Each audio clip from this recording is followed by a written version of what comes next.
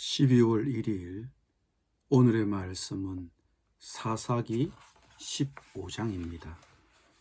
얼마 후 밀 거둘 때에 삼손이 염소 새끼를 가지고 그의 아내에게로 찾아가서 이르되 내가 방에 들어가 내 아내를 보고자 하노라 하니 장인이 들어오지 못하게 하고 이르되 내가 그를 심히 미워하는 줄 알고 그를 내 친구에게 주었노라. 그의 동생이 그보다 더 아름답지 아니하냐.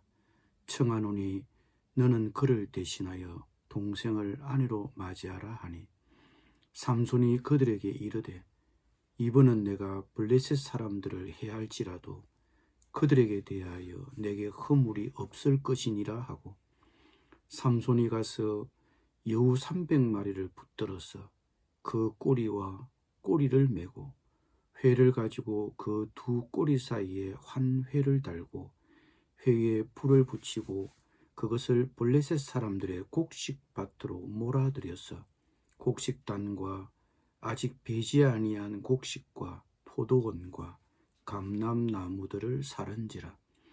블레셋 사람들이 이르되 누가 이 일을 행하였느냐 하니 사람들이 대답하되 딥나 사람의 사위 삼손이니 장인이 삼손의 아내를 빼앗아 그의 친구에게 준 까닭이라 하였더라. 블레셋 사람들이 올라가서 그 여인과 그의 아버지를 불살하니라.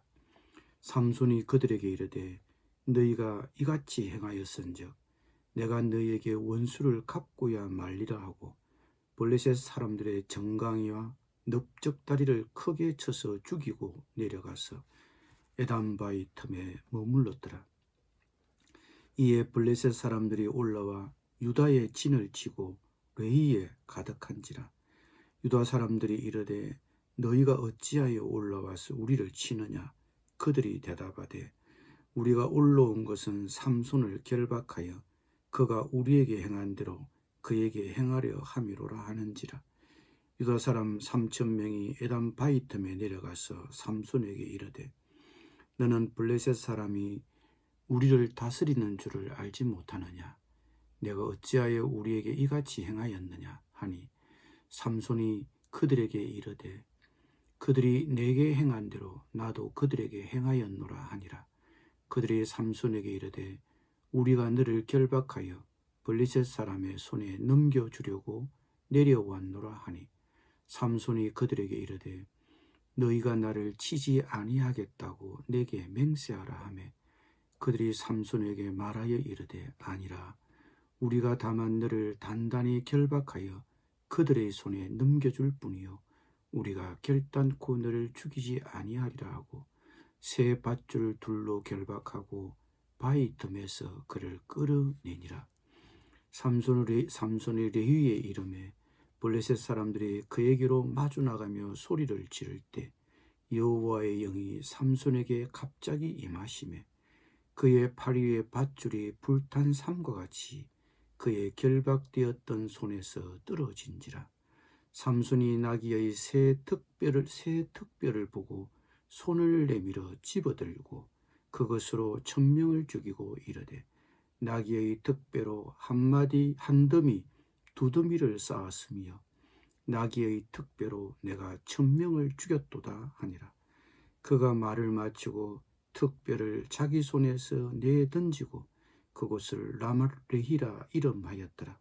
삼손이 심히 목이 말라 여호와께 부르짖어 이르되 주께서 종의 손을 통하여 이 큰 구원을 베푸셨사오나 이제 내가 목말라 죽어서 할례받지 못한 자들의 손에 떨어지겠나이다 하니 하나님이 레이에서 한 우묵한 곳을 터뜨리시니 거기서 물이 솟아 나오는지라. 삼손이 그것을 마시고 정신이 회복되어 소생하니 그러므로 그 샘 이름을 에낙고레라 불렀으며 그 샘이 오늘까지 레위에 있더라. 블레셋 사람의 때에 삼손이 이스라엘의 사사로 20년 동안 지냈더라. 아멘.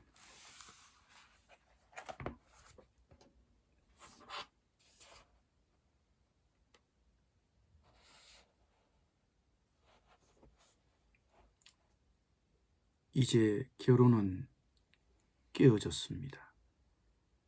화가 난 삼손이 고향으로 돌아간 사이 아내는 딴 남자의 아내가 되어버렸습니다.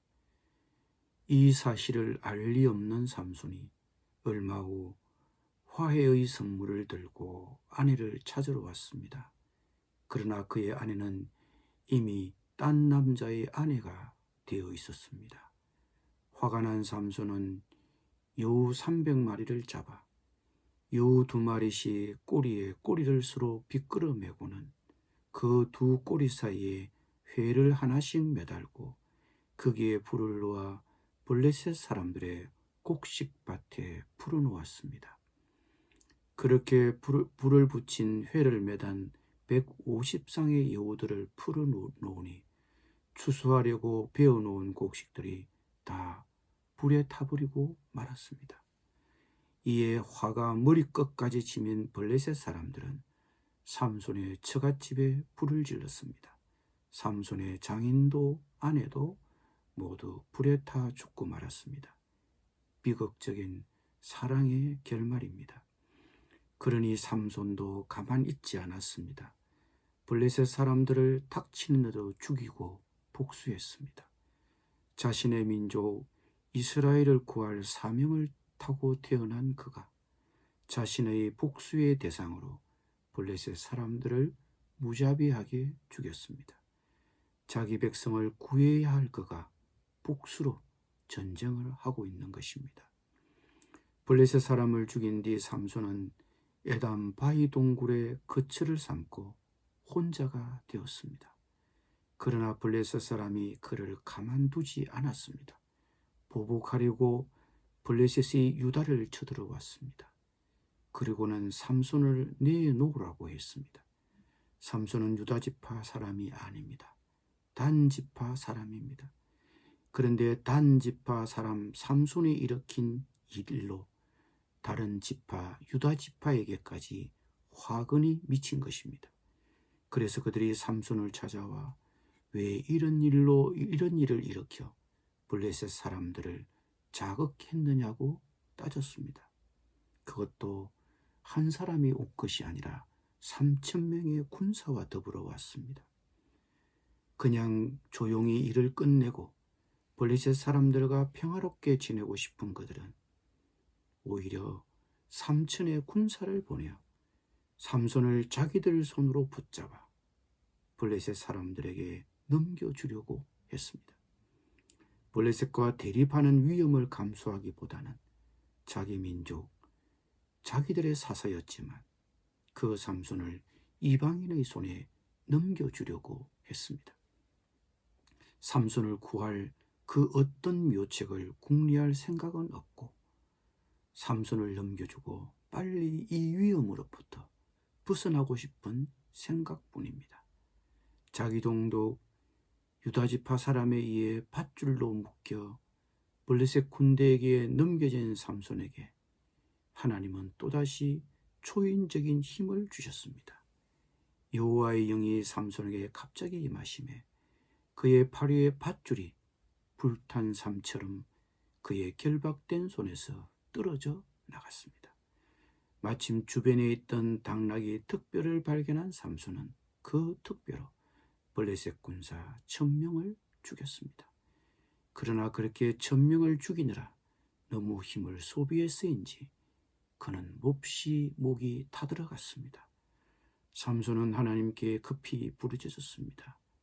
마치 아버지께 울먹이는 아이처럼 외쳤습니다. 주님께서 친히 이 크나큰 승리를 주님의 종의 손에 허락하셨습니다. 이방 여인을 향한 첫사랑이 가져온 흥분, 여인의 배신, 무고한 살상, 비극적인 사랑의 결말, 장인과 아내의 죽음, 보복과 보복의 악순환, 동족으로부터의 배신, 극적인 보복, 이런 일련의 사건 이후에 나온 삼손의 고백입니다. 주님이 친히 이 큰 승리를 주님의 종 저의 손에 허락하셨습니다. 주님께 미안한 마음도 있고 후회도 있고 그럼에도 감사가 있습니다. 이처럼 부르짖는 삼손에게 하나님은 셈을 허락하셨습니다. 지금까지의 삼손의 스토리를 보면 삼손은 참 실망스러운 인물입니다. 흠이 많습니다. 그럼에도 히브리서 저자는 삼손을 믿음의 증거를 보여주었던 한 사람으로 그를 평가하고 있습니다. 내가 무슨 말을 더하리요? 기드온, 바락, 삼손, 입다, 다임 및 사무엘과 선지자들의 일을 말하려면 내게 시간이 부족하리로다. 그들은 믿음으로 나라들을 이기기도 하며 의를 행하기도 하며 약속을 받기도 하며 사자들의 입을 막기도 하며 불의 세력을 멸하기도 하며 칼날을 피하기도 하며 연약한 가운데서 강하게 되기도 하며 전쟁에 용감하게 되어 이방 사람들의 진을 물리치기도 하며. 히브리서 11장의 말씀입니다. 우리가 삼손 이야기를 읽어보면 그는 실패한 인생입니다. 그런데 히브리서 저자는 그를 믿음의 인물이라고 평가합니다. 왜 그럴까요? 사사기는 사사들의 업적을 과장하거나 미화하지 않습니다. 오히려 사사들이 하나님이 자기 백성을 향한 신실하심을 베푸는 데 있어 그분의 도구로 쓰임받았다는 사실을 강조합니다. 삼손은 분명히 결점을 가지고 있는 인물입니다. 그러나 그의 이런 큰 약점에도 불구하고 하나님은 그를 쓰셨습니다. 이런 점에서 삼손은 믿음의 증거를 보여준 인물입니다. 삼손의 이야기는 이스라엘 백성들이 신실하지 못한 지도자와 그 백성들로 인해 좌절하는 상황일지라도 하나님은 여전히 자기 백성에게 신실하시다는 사실을 증언하는 이야기입니다. 삼손 이야기는 하나님은 오늘 연약하고 결점이 많은 우리에게도 여전히 신실하시다는 사실을 보여주는 이야기이기도 합니다. 그런 점에서 삼손은 우리에게 하나님의 신실하심을 보여준 인물입니다. 그런 점에서 그는 믿음의 증인입니다. 삼손은 성격적 결함을 갖고 있었습니다. 그러나 하나님은 그런 결점이 있는 사람도 사용하십니다. 여러분, 하나님은 착하고 경건한 사람들만 통해서 일하십니까? 그렇다면 하나님의 은혜를 제한하게 됩니다. 하나님이 우리 구원의 주도권을 잡고 계십니다. 하나님은 우리의 결점에도 불구하고 오늘도 여전히 은혜로 일하십니다. 그런 점에서 삼손 이야기는 하나님의 은혜에 대한 이야기입니다. 받을 자격이 없지만 우리에게 거저 주시는 하나님의 자비의 이야기입니다. 우리의 결점에도 불구하고 일하시는 하나님의 신실하심의 이야기입니다. 하나님은 우리의 모든 죄와 잘못에도 불구하고 구원을 베푸실 수 있습니다. 삼손은 계속해서 실수하고 본능적이고 충동적이었지만 그럼에도 하나님은 당신의 영을 때마다 그에게 부어주시고 당신의 신실하심을 보여주기 위한 도구로 그를 쓰셨습니다. 여기에 우리의 희망이 있고 일어설 소망이 있습니다. 하나님 때문에 우리는 실패하지 않습니다. 아니, 우리가 실패해도 하나님이 실패하지 않습니다. 우리가 연약해도 죄를 지어도 하나님은 나를 통해 나를 위해 여전히 일하십니다. 이것이 하나님의 은혜의 신비입니다. 내가 나를 볼 때 좌절할지라도 쓰러져서는 안 됩니다. 내가 나를 볼 때 실망스러워도 다시 하나님의 은혜를 상기하며 다시 일어서십시오. 하나님의 일하심을 기대하십시오. 하나님의 신실하심을 의지하십시오. 기도하겠습니다. 주님, 우리는 연약합니다. 자주 실패합니다. 그러나 내가 나를 향하여 실망할 때도 여전히 나를 통해 나를 위해 일하시는 하나님의 신실하심에 감사드립니다.